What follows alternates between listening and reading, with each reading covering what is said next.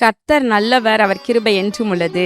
ஆண்டவராகிய இயேசு கிறிஸ்துவின் நாமத்தினால் உங்கள் ஒவ்வொருவருக்கும் அன்பின் வாழ்த்துக்கள்.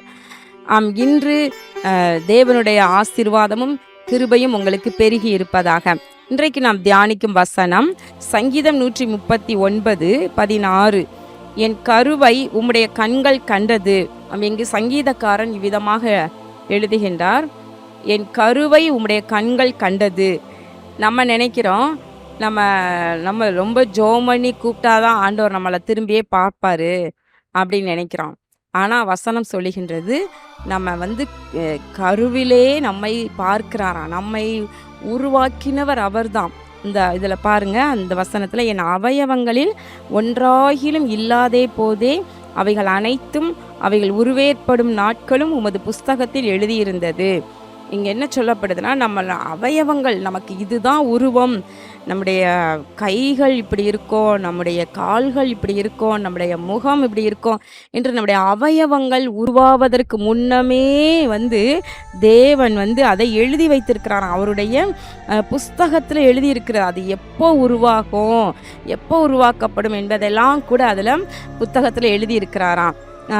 அவை எப்படி உருவாக்குகிறாராம், நான் ஒளிப்பிடத்திலே உண்டாக்கப்பட்டு பூமியின் தாழ்விடங்களிலே விசித்திர வினோதமாய் உருவாக்கப்பட்ட போது என் எலும்புகள் உமக்கு மறைவாய் இருக்கவில்லை.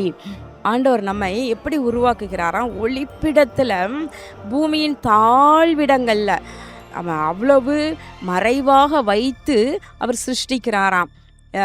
பூமியின் தாழ்விடங்களில் தான் உருவாக்கப்படுகின்றோம். எலும்புகள் உருவாகுவது கூட அவருக்கு மறைவாக இல்லை. இன்றைக்கு மருத்துவ உலகத்தில் கூட எப்படி ஒரு குழந்தை கர்ப்பத்தில் எப்படி உருவாகும் பொழுது அது எலும்புகள் எப்படி உருவாகுது, அதற்குள்ளே எப்படி ஜீவன் உள்ள வருது, இதெல்லாம் கூட அறிய முடியலை. ஆனால் தேவனே அதை அறிந்திருக்கிறார், தேவனே அதை உருவாக்குகின்றார். அப்போ நம்மை இந்த பூமிக்கு கொண்டு வருவது நம்முடைய ஆண்டவர். நிறையா நம்ம கேள்விப்படுகின்றோம், நிறைய கர்ப்பத்திலேயே கரு சிதைவு உண்டாகிறது. 2 முறை 3 முறை எத்தனையோ முறை கர்ப்பம் தரித்தும் அந்த பிள்ளை பூரணப்படாத படிக்கு கரு சிதைவு உண்டாகிறது. ஜெபம் பண்ணுங்கள் என்று சொல்லி எத்தனை பெண்கள் கண்ணீரோடு கூட ஜெபிக்க சொல்கிறாங்க.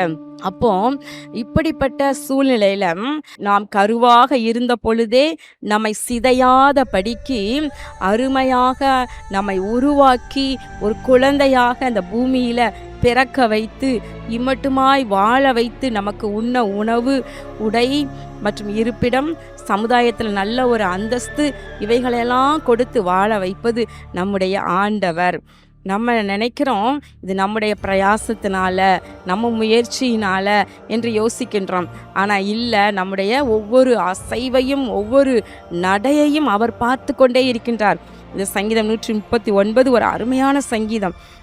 இதில் ஆரம்பத்தில் எப்படி எழுதியிருக்கு பாருங்க. ஆரம்ப வசனங்கள், என் உட்காருதலையும் என் எழுந்திருக்குதலையும் நீர் அறிந்திருக்கிறீர், என் நினைவுகளை தூரத்திலிருந்து அறிகிறீர், நான் நடந்தாலும் படுத்திருந்தாலும் என்னை சூழ்ந்திருக்கிறீர், என் நாவில் சொல் பெறவாததற்கு முன்னே இதோ கர்த்தாவே அதையெல்லாம் நீர் அறிந்திருக்கிறீர்.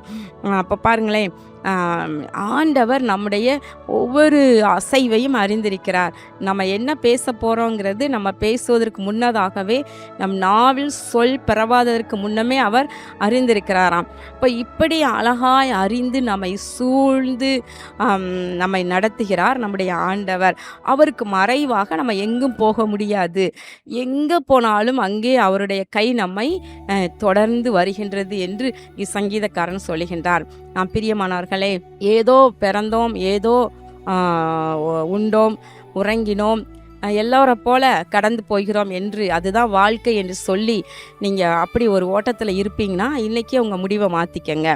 உங்களை ஒரு காரணத்தோடு ஒரு திட்டத்தோடு கருவிலே காப்பாற்றி தாயின் வயிற்றிலே பாதுகாத்து அழகாய் உங்களை வெளிப்பட பண்ணி இம்மட்டுமாய் நடத்துகிற தேவன் உங்களை குறித்து ஒரு திட்டம் வைத்திருக்கின்றார், உங்களை குறித்து ஒரு நோக்கம் வைத்திருக்கின்றார். இந்த பூமியில் உங்களை கொண்டு வந்ததற்கான ஒரு நோக்கம் உண்டு.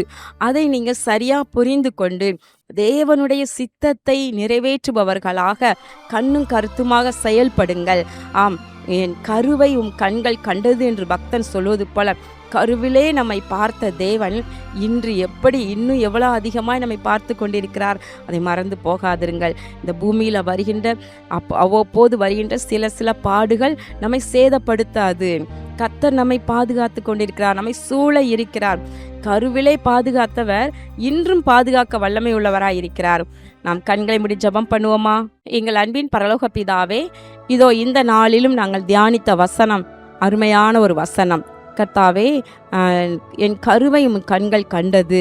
ஆம், கருவிலே எங்களை பார்த்து எங்களை உருவாக்கி ஆண்டவரே அருமையாய் இந்த பூமியில் கொண்டு வந்து வாழ வைத்து கொண்டிருக்கிற உமக்கு நாங்கள் ஆண்டவரே கோடி நன்றிகளை செலுத்துகின்றோம். இதோ ஆண்டவரே, இப்பொழுதும் நீர் ஆண்டவரே எங்களை முற்புறத்திலும் பிற்புறத்திலும் நெருக்கி உமது கரத்தை எங்கள் மேல் வைக்கிறீர் ராஜா. ஆண்டவரே, உம்முடைய கரமே எங்களை நடத்துகின்றது. ஆம், ஒவ்வொருவருக்கும் தேவையான ஆண்டவரே ஆலோசனைகள், வழிநடத்துதல்கள், கிருபைகளை தாராளமாய் கொடுத்து உடைய பிள்ளைகளை உடைய சித்தத்தின் மையத்தில் வைத்து நடத்துவீராக. ஆசீர்வதித்தருளும். இயேசு கிறிஸ்துவின் நாமத்தினால் வேண்டிக் கொள்கிறோம் நல்ல பிதாவே, ஆமேன். இந்த வாரத்தில் விசேஷமாக வருகின்ற சனிக்கிழமை நமக்கு ஆசீர்வாத டிவியினுடைய உபவாச கூட்டம் நடைபெற உள்ளது. தேவ பிள்ளைகள் இந்த சனிக்கிழமை ஒரு நாள் உங்களுடைய வேலைகளை எல்லாம் சற்று ஒதுக்கி தேவ சமூகத்தில் தாழ்த்தி காத்திருக்க குடும்பமாய் வரும்படி உங்களை அன்போடு கூட அழைக்கின்றேன். கர்த்தர் பெரிய காரியங்களை செய்வார். கர்த்தர் உங்களை ஆசீர்வதிப்பாராக. ஆமேன். கருவிலே, தாயின் கருவிலே உருவான நாள் முதலாய் கண்மணி போல காத்து வந்தீரே. என்ன தவம் செய்தேனோ தெரியலையே, என்னில் இவ்வளவாய் அன்பு வைத்தீரே. ஆராதிப்பேன் நான், ஆயுள் நாளெல்லாம்